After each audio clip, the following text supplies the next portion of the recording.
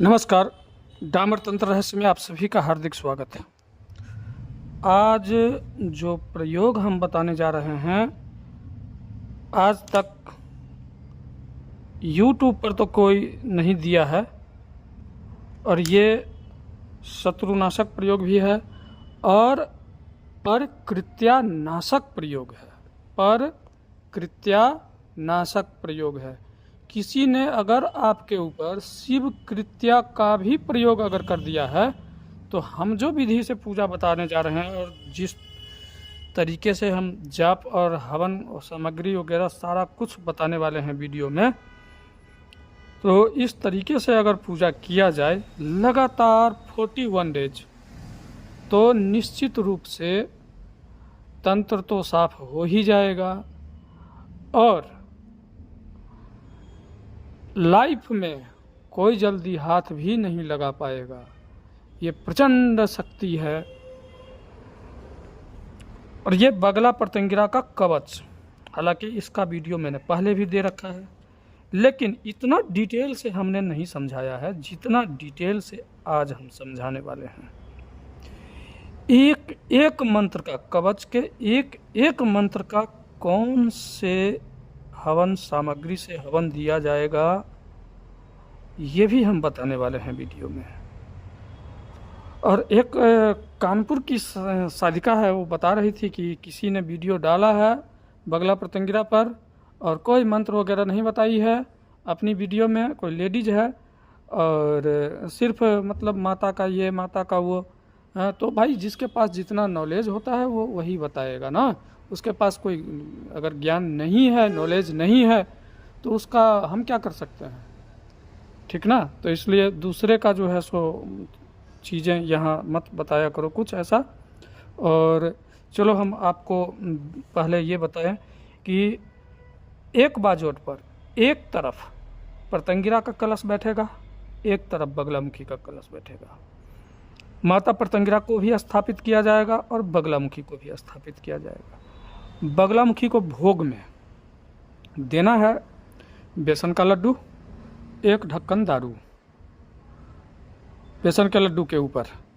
प्रत्यंगिरा को देना है भोग में बर्फी और उसी बर्फी के ऊपर में एक ढक्कन दारू और एक जोड़ा लौंग। एक एक जोड़ा लौंग दोनों के भोग पर अगर रख दें तो भी ठीक है, चलेगा। अच्छा, अब दीपक की जहाँ तक बात करें तो मेंसिल लगा हुआ बाती दीपक का पहले से बना करके रख लेना है। बगलामुखी का दीपक सरसों के तेल में जलेगा और प्रत्यंगिरा का दीपक घी में, शुद्ध देसी घी में जलेगा। घी में जले चाहे तेल में जले, दोनों दीपक में 2-2 बूंद शराब डालना है और एक एक काली मिर्च भी डालना है। ये तो हो गया दीपक के नीचे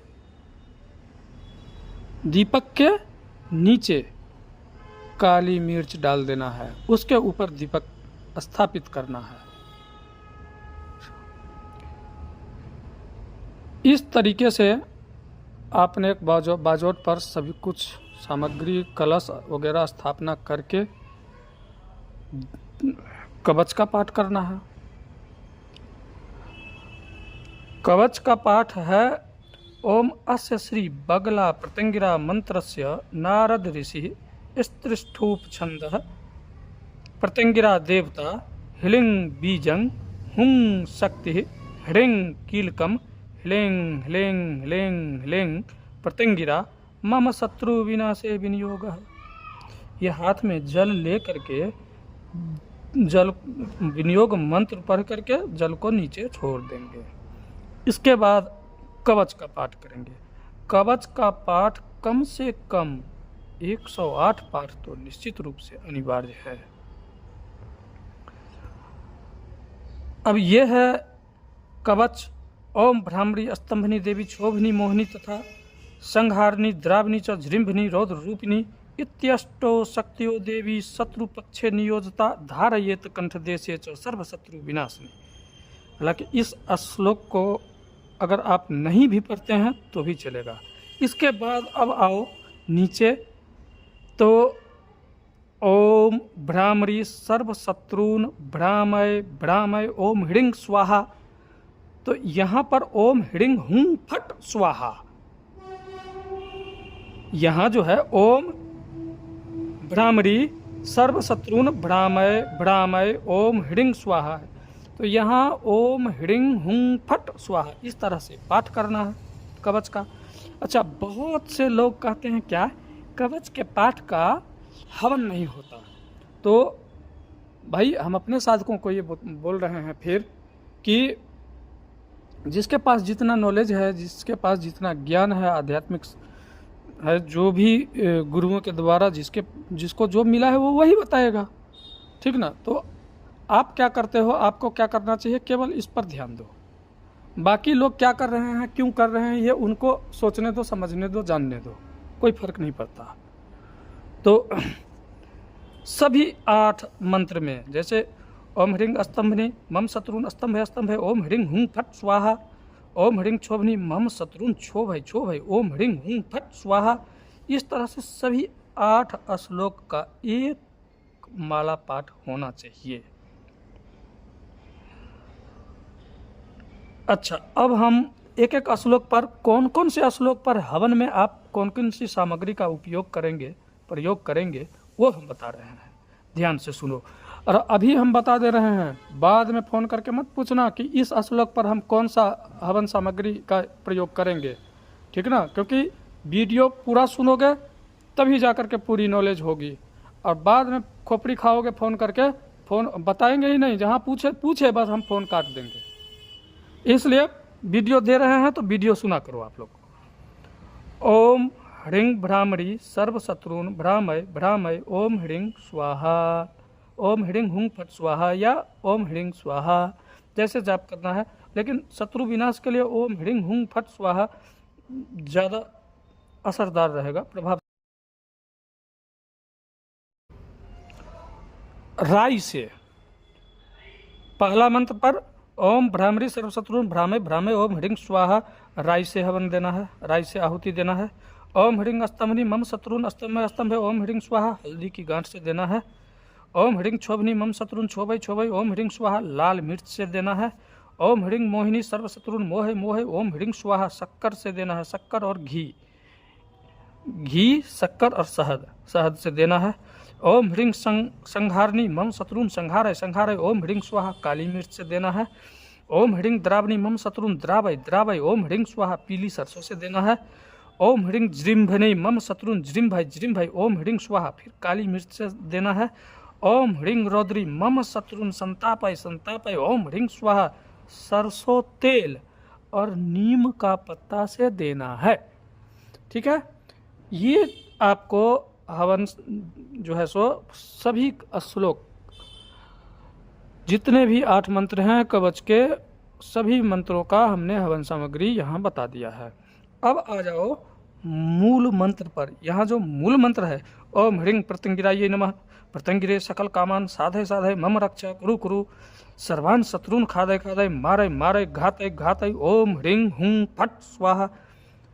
इसका 11 माला जाप करना है, कम से कम 11 माला जाप करना है अनुष्ठान में, इससे कम नहीं करना है, नहीं चलेगा इससे कम में।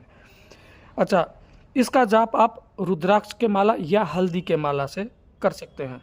अगर हल्दी का माला है तो सर्वोत्तम, शत्रु विनाश के लिए हल्दी का माला सर्वोत्तम है। अच्छा, इसके बाद अब इस मंत्र का हवन के लिए जो सामग्री है वो भी हम बता दे रहे हैं। समिधा होगी नीम की, समिधा सर्वप्रथम नीम की। इसके बाद राई 500 ग्राम, सरसों 500 ग्राम, हल्दी का गांठ 500 ग्राम, नमक 50 ग्राम, लाल मिर्च 500 ग्राम, काली मिर्च 125 ग्राम, हवन सामग्री साधारण 500 ग्राम, सरसों का तेल 250 ग्राम और हरताल, सुनहरी हरताल 50 ग्राम।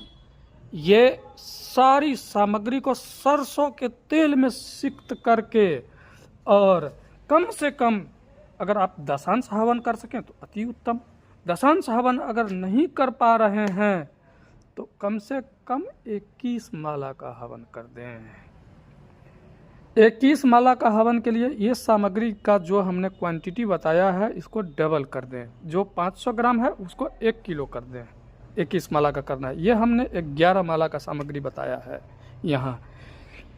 तो आप लोग इस तरह से करें। आपके पास अगर मान लो आपके ऊपर किसी ने बहुत ज़बरदस्त तंत्र प्रयोग कर दिया है जो काटे नहीं कट रहा है, तो निश्चित रूप से आप 21 दिन में फ्री हो जाओगे। लेकिन 41 दिन कंटिन्यू जारी रखना ही रखना है इस अनुष्ठान को, इसको बंद नहीं करना है। आप ठीक भी हो जाएंगे बीच में, फिर भी बंद नहीं करना है अनुष्ठान को, और इसको करना ही करना है। तो इस तरह से आप लोग पूजन करें, और आप जो भी पीड़ित हैं अगर सही हो जाते हैं तो ये हमारे लिए बहुत बड़ी बात है। और एक साधक ने इसी वीडियो पर पूछा था, बगला प्रत्यंगिरा कवच के ही वीडियो पर पूछा था, क्या बिना गुरु निर्देश का हम कर सकते हैं? तो नहीं कर सकते। क्यों? क्योंकि ये ऐसी प्रचंड शक्ति है, आके अगर खोपड़ी धर लिया ना तो मुसीबत में आ जाओगे। एक जो है मुसीबत पहले से आपने ले रखा था सिर पर, दूसरी मुसीबत और खड़ी हो जाएगी। इसलिए योग्य गुरु के निर्देशानुसार ही ऐसी साधना करो। बड़ी प्रचंड शक्ति है ये, शिव कृत्या तक को ये नष्ट कर देती है। तो अब बताओ ये कितनी प्रचंड शक्ति है। अच्छा, मैं फॉर एग्जाम्पल एक चीज़ बता रहा हूँ। आज से 3, 3.5 साल 4 साल पहले का घटना है। एक औरत जो कि वो भी बगलामुखी और प्रत्यंगिरा की साधिका रही है और दीक्षित है, हम मुझसे ही दीक्षित है, और उसके ऊपर मेरा ही एक शिष्य ने प्रत्यंगिरा छोड़ दिया था और उसके ऊपर सवार कर दिया था, और वो आदेश दे दिया था कि माता इस लड़की के ऊपर, औरत के ऊपर सवार हो जाओ और इसके माँ को मार दो। रात के 12:30 बजे मेरे पास फ़ोन आया उस औरत का, और वो औरत दांत किटकिटाते हुए बोल रही थी कि महादेव हमको बचा लीजिए। क्या हुआ? यही शब्द थे उसके, यही शब्द थे उसके, महादेव हमको बचा लीजिए। कि क्या हुआ? तो हमारा मन कर रहा है कि हम अपनी माँ को खून कर दें, मार दें। मैं समझ गया कि ये प्रत्यंगिरा छोड़ दिया किसी ने इसके ऊपर, ठीक ना। मैं उसके फ़ोन आने से 5-7 मिनट पहले ही अपना आसन छोड़ करके आया था लेटने के लिए, सोने के लिए, और फिर भाग करके आसन पर गए, गद्दी पर बैठे, और फिर माता को वहाँ से बुला लिया, अपने पास बुलाया। तब जा करके उसका जो है दिमाग शांत हुआ और वो ठीक हो पाई।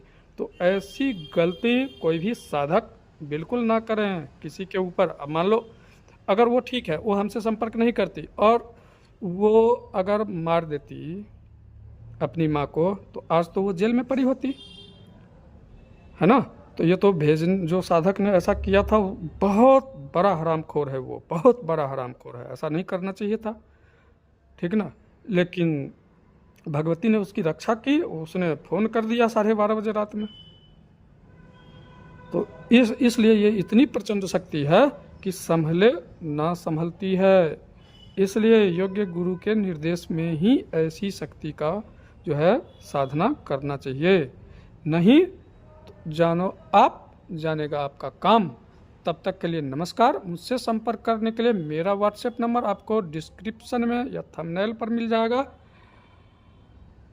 जय माता पीताम्बरा, जय गुरुदेव।